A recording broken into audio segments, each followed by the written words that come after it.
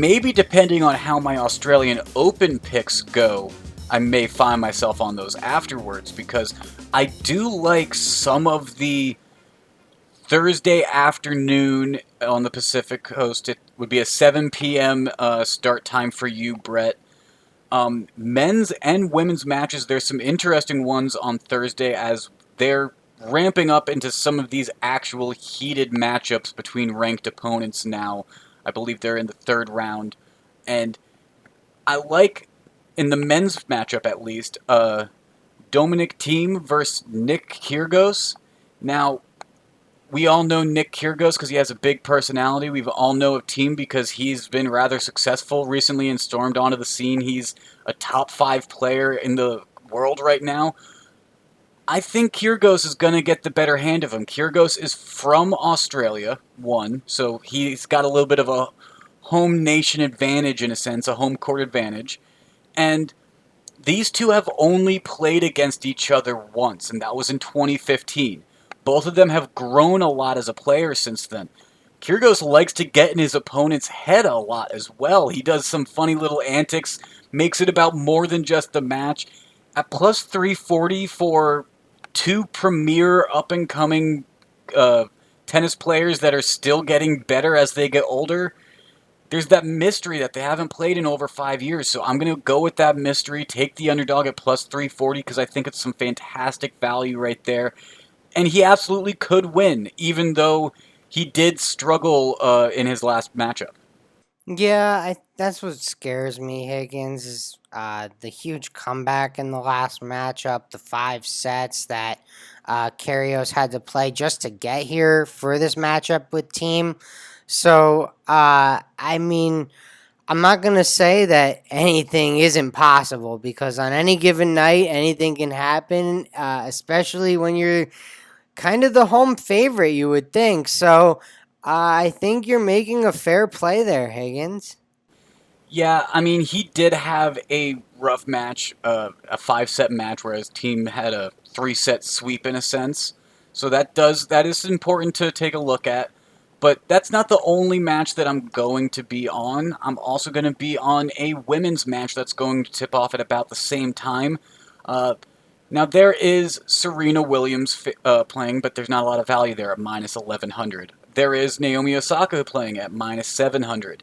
Not a lot of value again. Even if you pair those together in a parlay, it's still at about minus 400. Wasn't really a lot of value to pair those two up together. So instead of making a long, drawn out parlay, which you can do with some of these. I mean, Djokovic also plays on Thursday. Nadal plays early Thursday. He'd have played by the time you're listening to this, but he would have been available for a potential parlay. Instead of making a 5-6 legger, I'm just going to take one matchup that it raises questions to me because I think that the line is closer than it should be, and that's between Veronica Kuderman Tova versus Simona Halep. Now, Halep is a well-known name. Kudermatova is an up-and-coming player, young player, but Halep has some history at the Australian Open. I mean, last year she was a semifinalist. 2 years before that, in 2018, she made it to the finals. She's made it to the quarterfinals twice. So they're playing in the round of 64, I believe, right now. And so having her play at those larger stages and making it farther in this major tournament compared to Kudermatova, who has been knocked out in the round of 128 both of the past 2 years, this is about time when she exits the Australian Open. Halep has been past this before. It's not too big of a moment for her, so at minus 230, I'm going to take that similar to what I'm doing with the Jets of the line may be a little higher than I'm used to taking a favorite on, but I'm just taking what makes sense. Yeah, and I mean, you mentioned it compared to the other notable players going on the women's side on Thursday night.